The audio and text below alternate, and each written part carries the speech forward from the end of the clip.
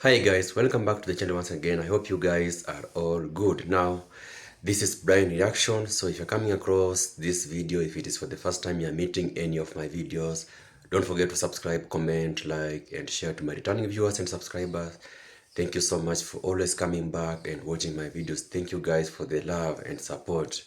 Greetings and greetings to my brothers and sisters in the Caribbean country. You know how much I love you guys.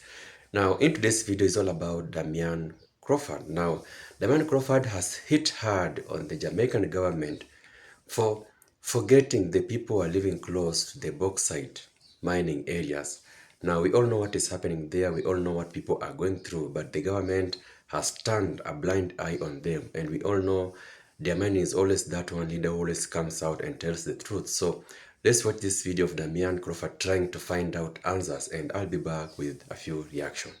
So with all of the conversations of how great this bauxite is, the limited interface that we have seen suggests to me that the bauxite industry is not playing a satisfactory role in this space. I joined my colleague from St. Anne about a hidden problem with the bauxite industry. While it is that many a farmer is robbed of the areas that were mined, the ownership of the bauxite industry of other lands not mined and not being able to be utilized has robbed our communities of economic and housing opportunities because they hold them dear to simply ownership. These are not mined out. You're not the bauxite, leave me alone. From St. Catherine Northwest. Thank you, Madam Speaker. St. Catherine Northwest is the home of the Windalco bauxite plant. And while I heard of the multiplicity of things the bauxite industry may have contributed in its very long history, and none of us in Northwest St. Catherine could claim that there is no benefit to bauxite. It is a chief employer of most persons in Northwest St. Catherine, and as far as the multiplier effect is extensive. However, this bill before us that states $4 million for each MP, I believe, Madam Speaker, is evidence to each constituency, to each bauxite affected constituency.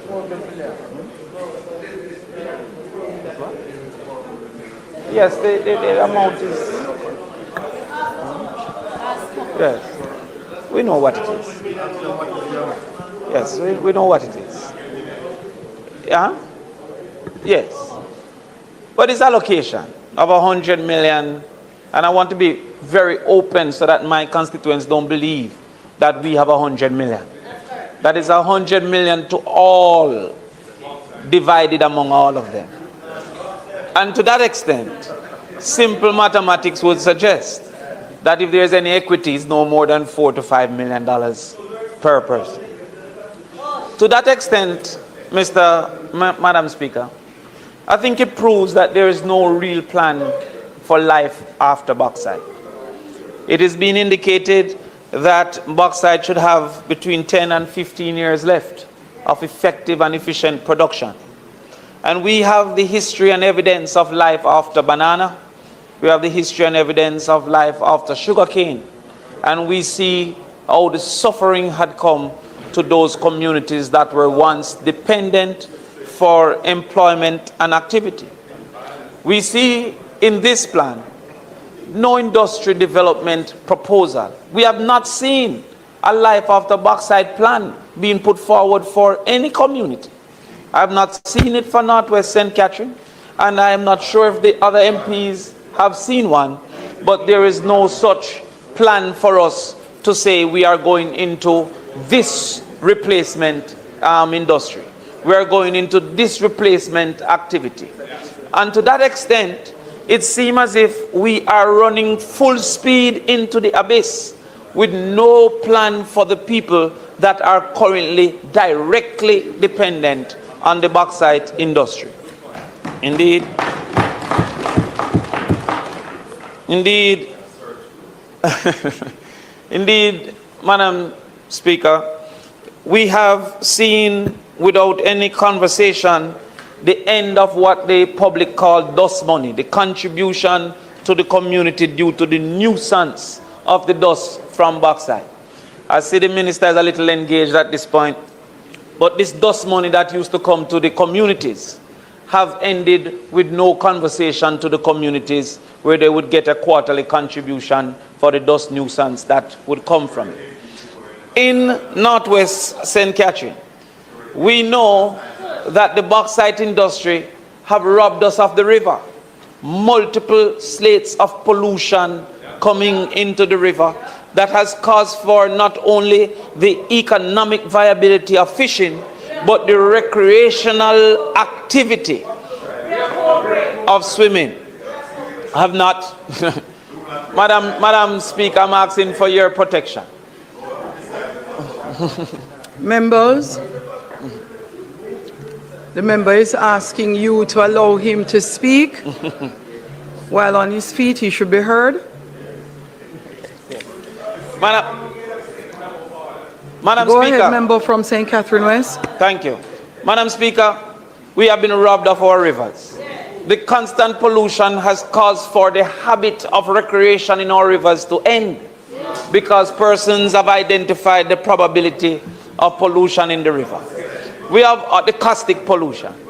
We have seen on multiple occasions the fish kills within the same spaces that we have not been able to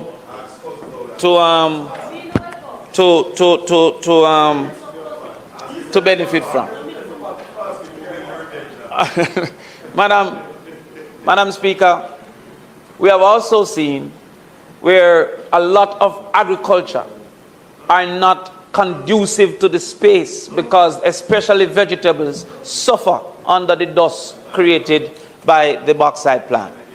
I speak as well for a school called Charlemont High School that is in direct proximity to what is called the Mud Lake. And at Charlemont, listen, I win by nearly 3,000, so you can talk to me when I get closer. Madam Speaker, Charlemont High School have reported a multiplicity of reports of breathing problems among their children, and to that extent we have not seen that level of investment coming from bauxite. Let's give an example, Madam Speaker, of a place with the production of bauxite.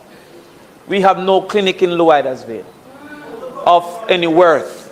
The clinic in Louidersville falling apart.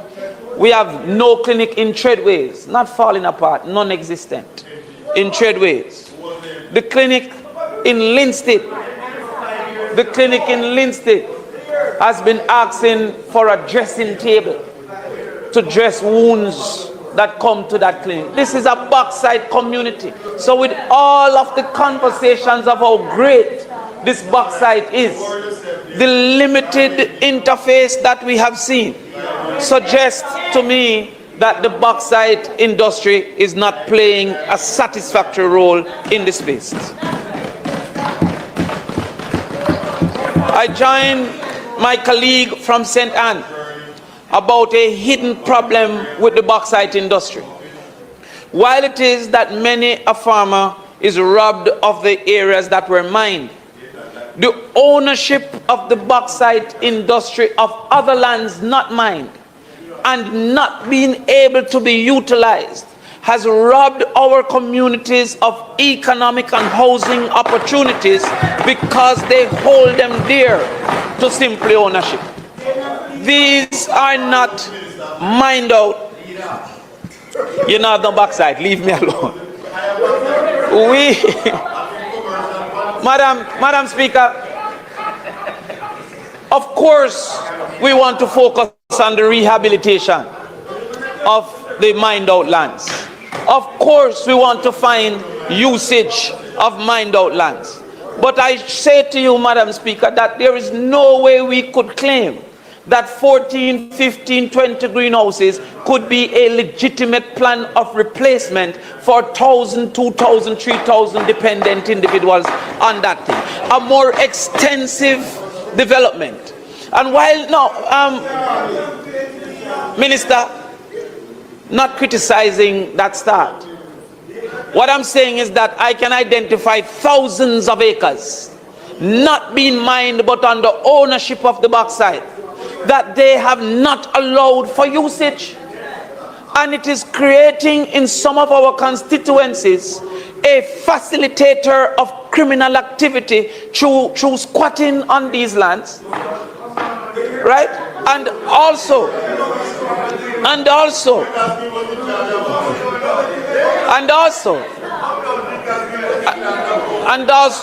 through non-utilization. Additionally, no, I lost there by 200 votes. Additionally, Madam Speaker,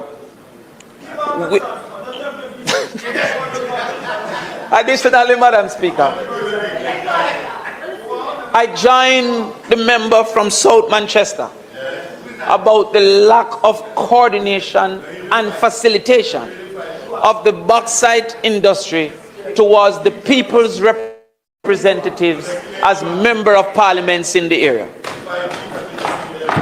It is not unusual that the bauxite industry would give scholarships, and without knowledge of whom they gave the scholarships to, that the member of parliament office double dip with those individuals, and regardless of requests, that has never been granted, neither to us nor our request sent to them for that to be done.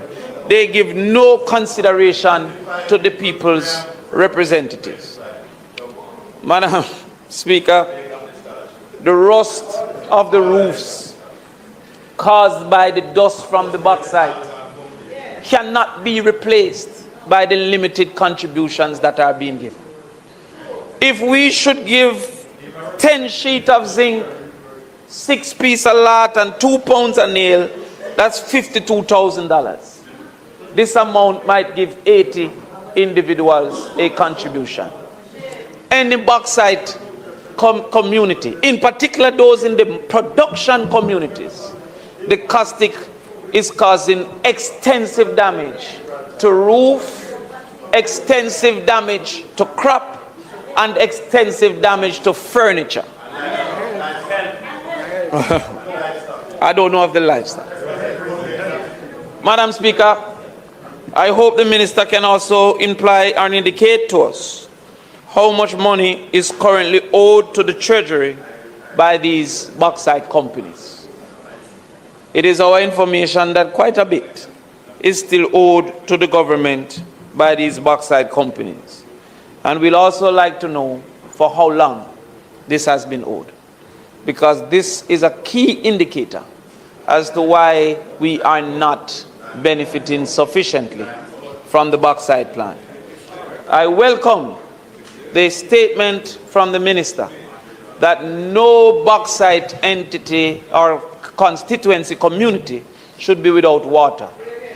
I know piped water. I know that Windalco have its own well, for example, and we hope that as a part of its contribution to the community, that Windalco will consider in a more permanent way to provide for that into our constituencies. So we are happy that this is before us, but we are concerned that what is being granted through an institution is not sufficient to plan for life after bauxite, nor to mitigate the negatives, the cost of the negatives that the bauxite industry has created. With that, Madam Speaker, I thank you.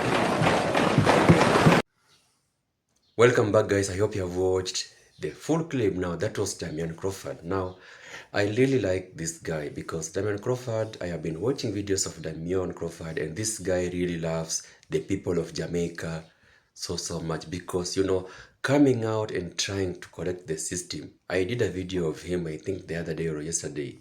He was trying to find out answers. How many schools are running right now? Because after Hurricane Melissa, a lot was destroyed. So Damian Crawford was trying, to speak for the people of Jamaica, trying to find out how education system is doing in Jamaica after Hurricane Melissa. And he is the only leader in Jamaica who has been trying to find answers whenever, people are silent. So this is one thing I love about him. And I know Jamaicans love him so, so much.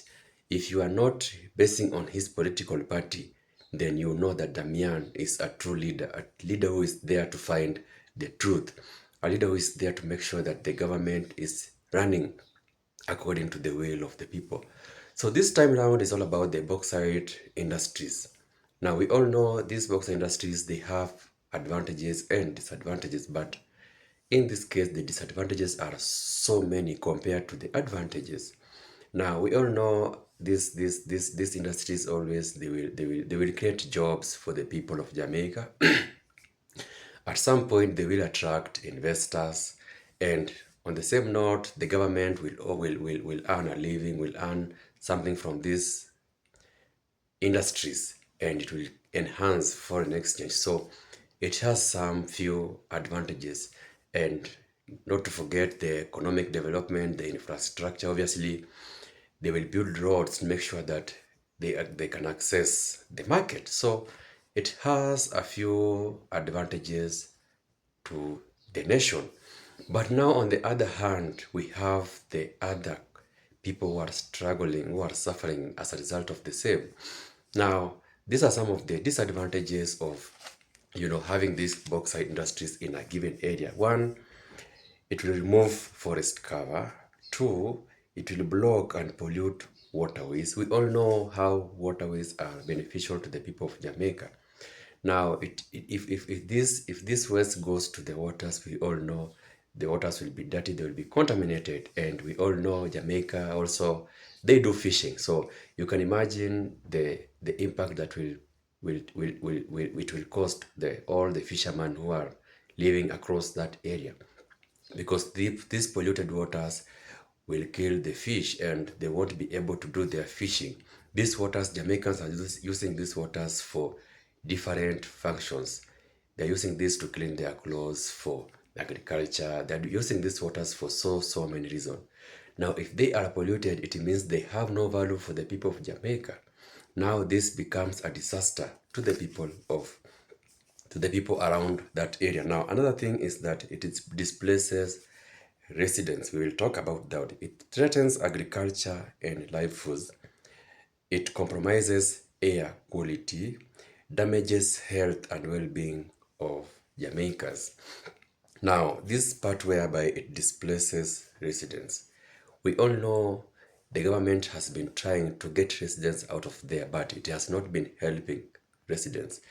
Residents are being displaced, but the government is not helping because they know very well that people around that area are going through a lot of troubles. The air pollution, the water contamination, displacement, people are going through the noise pollution. There is a lot happening in that area. But the government has turned a blind eye on the people, because one thing they should do is that I know these industries, they make something for the government, and they have to be there because people have been employed, people have gotten jobs from them, which is good. But now one thing the government should do, what Damian Crawford is trying to emphasize, is that the government should know how those people will be relocated and how they will start a new life somewhere else, because this issue is even a disaster to their health, because when they pollute this air, they will have respiratory problems, so their health is at stake here. So the government has been blind about all that, and that's why Damian had to come out and try to talk about this matter, as he always do. He always comes out and try to correct when he sees the people of Jamaica suffering, because the people living in this area are going through a lot. Some have been displaced, some have been displaced, but the government has not done anything about giving them new homes. Because one thing the government should do is make sure that all these people are being taken out of there and being given other places so that they can go on with their daily lives. But the government has turned a blind eye on them. And big up to Damian Crawford, at least he has spoken for the people around those areas, at least so that they can get another place, they can get what they need, because they deserve to leave that place. They have been displaced because these sites, they are not conducive for their health. They cannot stay there anymore. They have to leave. So that is basically what Damian Crawford was trying to, that is the message that Damian was trying to pass in this parliament, that why are those people being displaced and the government has done nothing to make sure that these people are getting homes? These people are going through a lot in those places, but what has the government of Jamaica done to make sure that these people are safe? The health is very, very okay. Now, the government, we all know the functions of the government at some point is making sure that everyone is happy, because they have managed to build that company to make sure that people can get jobs and all that. But now they also have to make sure that those people who are facing difficulties living close to those areas should leave immediately, should go and stay in other places. I always see in some cases whereby the government decides to use a given land for their own use, and they relocate those people and take them to other places, but they make sure that they have homes, they have everything they deserve. I think if the government can do that, then this is an even thing. At least these plants can continue running and the people will be happy somewhere else. So thank you for watching this video, guys. I don't know what you guys have to say about Damian trying, to correct, trying to make to tell the government that it should remember the people who are living close to these bauxite areas. So in the comment section, you can tell me what you think about Damian's message. Now, until my next video, peace out.